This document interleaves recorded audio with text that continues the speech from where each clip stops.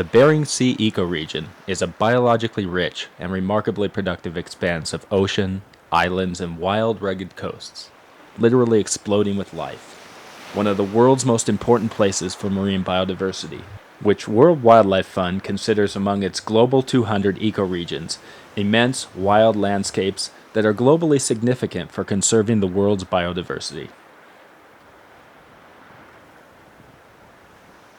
It's home to more than a dozen species of whales, dolphins, and porpoises, like this spectacular breaching humpbacked whale, and hundreds of species and countless millions of individual migratory and resident birds, some of them endemic. In addition to at least 9 pinniped varieties. In 2004, World Wildlife Fund traveled to a special place in the Bering Sea, the Commander Islands. In fact, World Wildlife Fund organized 2 trips, at-sea expeditions, during the spring and summer field seasons, the aim of which was to support scientific investigations, test satellite tracking equipment for law enforcement purposes, to patrol the 30-mile-wide marine reserve surrounding the islands, and visit the village of Nikolska to gauge community conservation concerns and to find ways that World Wildlife Fund can help to improve local support for the Commander Islands Nature Reserve. In 1997, World Wildlife Fund and the Nature Conservancy identified 20 areas of high priorities for biodiversity conservation in the Bering Sea. One area is the Commander Islands, which are located about 200 kilometers northeast of Petropavlovsk-Kamchatsky, the capital of Russia's Kamchatka Peninsula. They form a disjunct extension of the Aleutian Islands on the Russian side of the international date line, and are composed of 2 primary islands, larger Bering and Medny. The stunningly beautiful Commander Islands support some of the Bering Sea's largest concentrations of wildlife, such as Russia's only nesting population of glaucous-winged gulls, which are among the more than 1 million nesting seabirds sheltered by the island's relative isolation. The Commander Islands also house the second largest population of northern fur seals outside of Alaska's Pribilof Islands, and gatherings of endangered Steller sea lions. This awe-inspiring profusion of living things is why the Russian government has safeguarded the wildlife inhabiting these wilderness islands, beginning in the late 1950s by specifically protecting the region's marine mammal concentrations, and then, in 1993, designating the islands as a strictly protected nature reserve, or Zapovednik. In 2002, the United Nations granted the Zapovednik International Biosphere Reserve status. The surrounding marine zone perennially bustles with an astounding array of life, but the historic impact of humanity, even here, has left its mark, in this case revealing the remains of the now extinct Steller sea cow. Nonetheless, the reserve now represents a center of biodiversity, where during the brief subarctic summer, the land and its surrounding waters springs to life. I'm Margaret Williams, Director of World Wildlife Fund's Bering Sea Ecoregion Program. The Bering Sea offers tremendous opportunities for conservation. On both sides of the coast, we have fairly sparse populations. We have very rich and productive ecosystems. We have fisheries, which are still very much productive. And we also have so many diverse conservation partners, from the native communities along the coast, to members of the fishing industry, to many nonprofit organizations, and scientists as well. We're trying to think beyond doing business as usual. Look at the big picture and think about the long-term scale. What does it take to preserve these areas? What do we want to see in 50 years? The Commander Islands Zapovednik. This is the largest marine protected area in Russia. It's one of the keystones of biodiversity in the Bering Sea. It's home to thousands of sea otters, sea lions, fur seals, spectacular wildlife, intact habitats, and one of the most productive fisheries in the entire world. A very special place, and we're going to be visiting some scenes from that ecoregion in the next few minutes. Both expeditions began on the rugged Kamchatka Peninsula, home to the Russian bear, the regal Steller sea eagle, and Petropavlovsk-Kamchatsky, the Western Bering Sea's largest fishing port, and Kamchatka's gateway to the Bering Sea and the Commander Islands Nature Reserve. Petropavlovsk is one of Russia's major Pacific fishing ports, as well as home base for the expedition's research vessel, the aptly named Typhoon, operated by Pacific Network. World Wildlife Fund is working on an important issue relating to fisheries on both sides of the Bering Sea. It involves the problem of unintended seabird bycatch in longline fishing gear, which affects pelagic birds from the widespread northern fulmar to the endangered short-tailed albatross. World Wildlife Fund's Western Bering Sea Fisheries Coordinator Konstantin Gorovsky comments on one of his findings. We talked to second mate of this vessel. It's pretty modern, but he used to be on the another vessel which is long lining. They have a lot of problems with bird bycatch and losses of bait, because every second hook they had was a full mark, and actually they are trying to avoid it. Real equipment like streamers would be very helpful in this situation.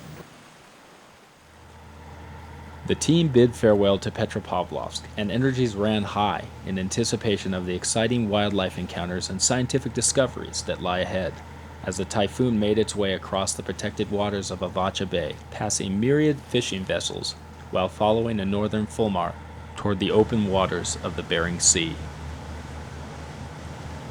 These waters form one of the world's most extreme environments, which is why World Wildlife Fund chose a seasoned expedition vessel like the Typhoon, and especially her experienced crew, to shuttle its international team to the remote and seldom visited Commander Islands. Here, Thomas Van Pelt, international conservation biologist with the U.S. Fish and Wildlife Service, surveys the seas for rarities. While below deck, World Wildlife Fund supports a pilot, satellite-based vessel monitoring system as part of its effort to address the threat of illegal fishing in the western Bering Sea. Here, Vitaly Bliznitsov interprets the process to Andrei Yablechkov, World Wildlife Fund's Kamchatka field coordinator, while actually tracking a ship, as Konstantin Gorovsky explains. So he just tracking one long line, Russian liner, who was pretty close to the border of reserve, and we were tracking him through satellite system. And now it's moving up to the north, but it did not cross the border.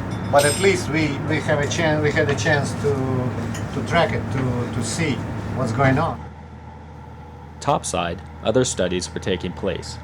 For example, Dr. Yuri Artukin, senior scientist with the Pacific Institute of Geography, conducted full-time pelagic seabird surveys for 10 consecutive days as part of his decades-long studies. Such research had never been done before. Here, he shares some of his impressions. Командорские острова, безусловно, уникальная территория. The Commander Islands are an absolutely unique territory, not only for Russia, but for the entire planet. The uniqueness, I think, is first of all in the extremely high level of diversity of the wildlife that developed on the Commanders.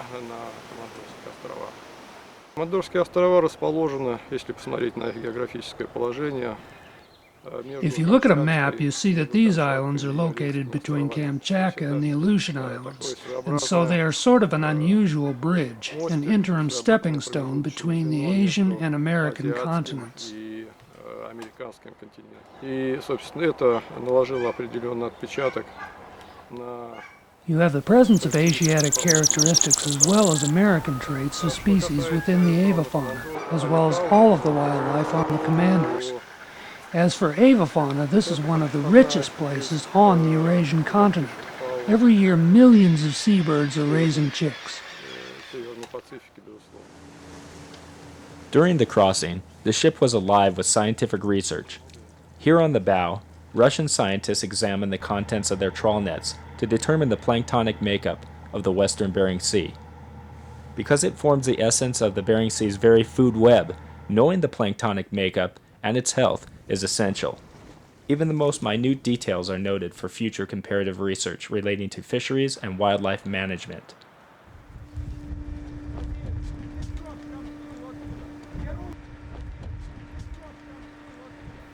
After more than 30 hours, the team finally arrived at blustery Nikolska Bay.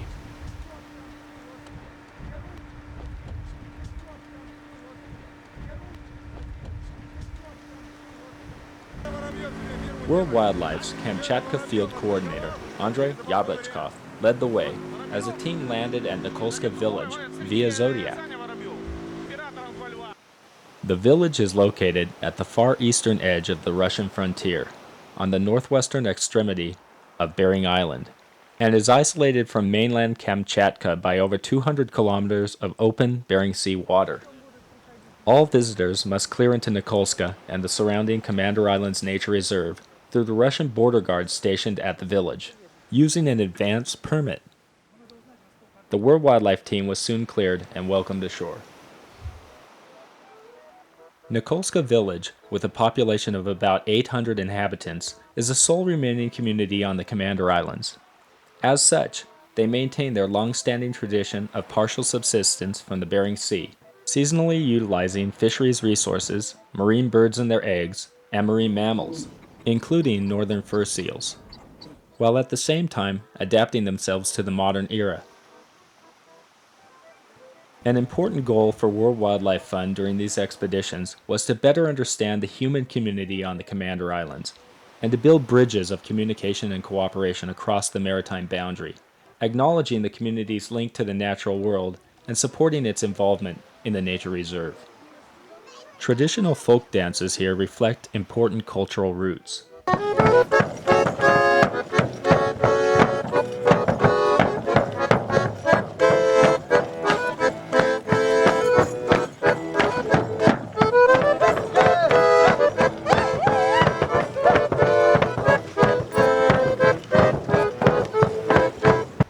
But Nikolska's villagers are challenged by a paradox. On the one hand, they are surrounded by a near-pristine environment, though because of their extreme climate and remote location, they rely on harmful fuels to run their power plant. Andrei Yablechkov discovered and inspected their alternative power sources, while the rest of the team worked with the local community. During our expedition, we met a very interesting person. He is chief ranger of Komandorsky State Reserve, Sergei Pasinyuk, and he used to live for a long time here in Командоры Island. We decided we should talk to him and ask him what he thinks. Сергей, вот сколько лет вы живете на Командорах? Нет, то, что я сделал альбом графических картин. I have a love for the islands and all of the little hidden places here. The book that I have written is about a trip I took. I had a little yacht and sailed it from Bering Island all the way to Seattle, along the Aleutian chain. Now I have a plan to publish a photo album. A strait of a few kilometers separates the village from a major seabird nesting colony, a representative example of why World Wildlife Fund assisted in joint programs sponsored by specialists from the U.S. Fish and Wildlife Service to meet with community members in Nikolska to learn about community conservation concerns. Monitoring. Anybody that's interested in having young people learn more about their environment and work with elders and scientists and start building that bridge is what we want with the community-based monitoring. Olga Romanenko was on location for World Wildlife Fund to gather community input, translate, and assess current capacity in the village and in the nature reserve for environmental information, important for building support for the Zapovednik, and for shaping the next generation of stewards in the Commander Islands. While the team's U.S. Fish and Wildlife Service representative, Thomas Van Pelt, worked on identifying opportunities for partnerships for Alaskan counterparts to the Commander Islands Nature Reserve and the nearby Alaska Maritime National Wildlife Refuge.